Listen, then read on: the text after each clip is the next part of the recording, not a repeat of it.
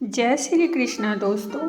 महाभारत में ये 7 लोग जानते थे कुरुक्षेत्र युद्ध का परिणाम। क्या भीष्म पितामह को दिव्य दृष्टि प्राप्त थी? महाभारत का युद्ध कुरुक्षेत्र में कौरव और पांडवों के बीच 18 दिन तक लड़े गए। इस युद्ध में केवल 18 ही महारथी बचे थे। कौरव के तो कुल का ही नाश हो गया था और पांडवों के भी लगभग सभी पुत्र मारे गए थे।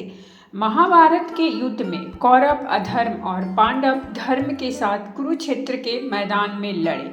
महाभारत युद्ध के दौरान ऐसी कई विशेष घटनाएं घटित हुई जो आज भी लोगों के लिए शिक्षा देने का काम करती है। महाभारत युद्ध के मैदान में कुरुक्षेत्र से ही गीता उपदेश की उत्पत्ति भी मानी जाती है, जो कि श्री कृष्ण द्वारा अर्जुन को प्राप्त हुआ था।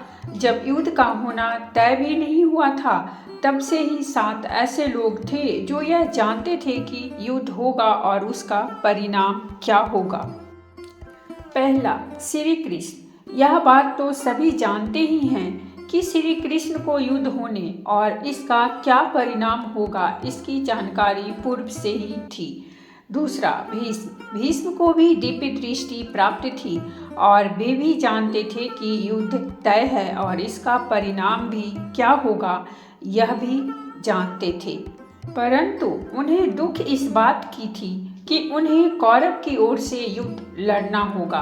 भीष्म अपने पूर्व जन्म में 8 वसु देवों में से एक थे। नंबर 3, ऋषि वेदव्यास।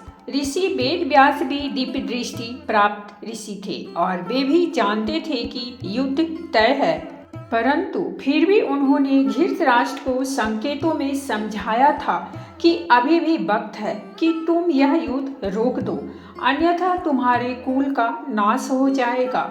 नंबर 4, सहदेव। पांडवों में एकमात्र सहदेव ही त्रिकालदर्शी थे। सहदेव ने उनके पिता पांडु के मस्तिष्क के 3 हिस्से खाए थे, इसीलिए वे त्रिकालदर्शी बन गए थे। सहदेव और कौन विजयी होगा, लेकिन भगवान श्री कृष्ण ने उन्हें श्राप दिया था कि अगर वह इस बारे में लोगों को बताएगा तो उसकी मृत्यु हो जाएगी। नंबर 5, संजय। यह भी कहा जाता है कि संजय को भी युद्ध का क्या परिणाम होगा यह ज्ञान था। संजय को महर्षि वेदव्यास ने दिव्य दृष्टि इसीलिए प्रदान की थी ताकि वह महल में ही बैठे हुए यह युद्ध को देख सके और उसका वर्णन धृतराष्ट्र को सुना सके।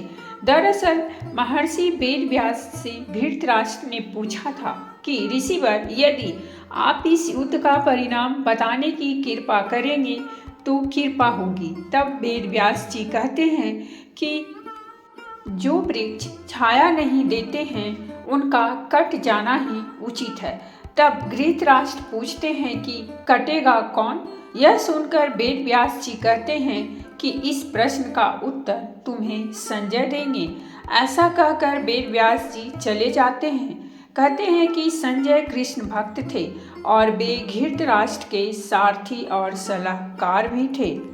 नंबर 6, द्रोणाचार्य। कौरव और पांडवों के गुरु द्रोणाचार्य भी जानते थे कि जिधर श्री कृष्ण हैं, जीत उधर के पक्ष में ही होगी।